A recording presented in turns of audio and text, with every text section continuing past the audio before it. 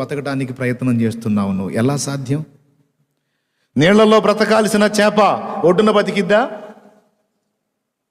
దాని ప్రకృతి ధర్మానికి విరుద్ధం అది. ఒడ్డున బతికితే, ఒడ్డున బతికే మనిషి నీళ్లలో బతుకుతాడా?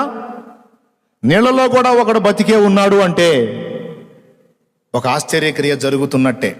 నీళ్లలో బ్రతికే చేప ఒడ్డును కూడా బ్రతికే ఉంది అంటే అసాధారణ శక్తి ఏదో దాన్ని బ్రతికిస్తున్నట్టే.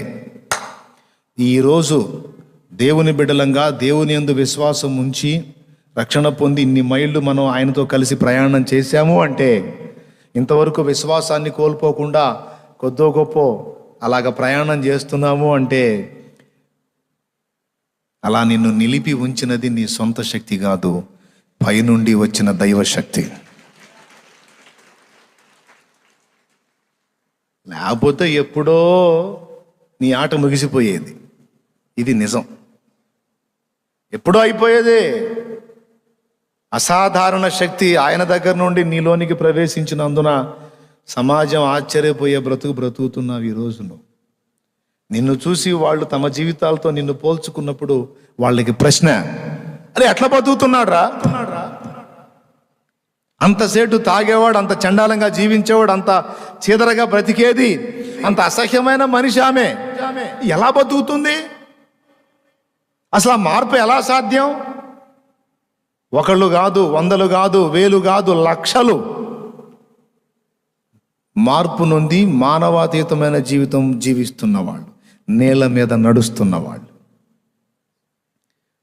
దేవునికి మహిమ కలుగును గాక. అది ఎలా సాధ్యమవుతుంది అంటే దేవుని జోక్యంతో అది సాధ్యమవుతుంది. మనం నడవాల్సిందే సొంతంగా. స్టార్టింగ్లోనేమో నడిచే పని లేకుండా చంకబెట్టుకున్నాడు, అదొకటి గుర్తుంది కదా. అలాగ కొంత ప్రయాణం అయిన తర్వాత, కొంత వయస్సు వచ్చిన తర్వాత ఆత్మీయ జీవితంలో ఇక మనల్ని దించి నువ్వే నడువు అంటాడు. నువ్వే నడువు అన్న ప్రతిసారి మనమే నడవాలి, కానీ చూపు ఎవరికెళ్ళి చూడాలంటే యేసుకెళ్ళి చూడాలి. అర్థమైందా? ఎవరికెళ్ళి చూడాలి? ఆయన వైపు చూస్తేనే అడుగు నిలబడేది ఇక్కడ.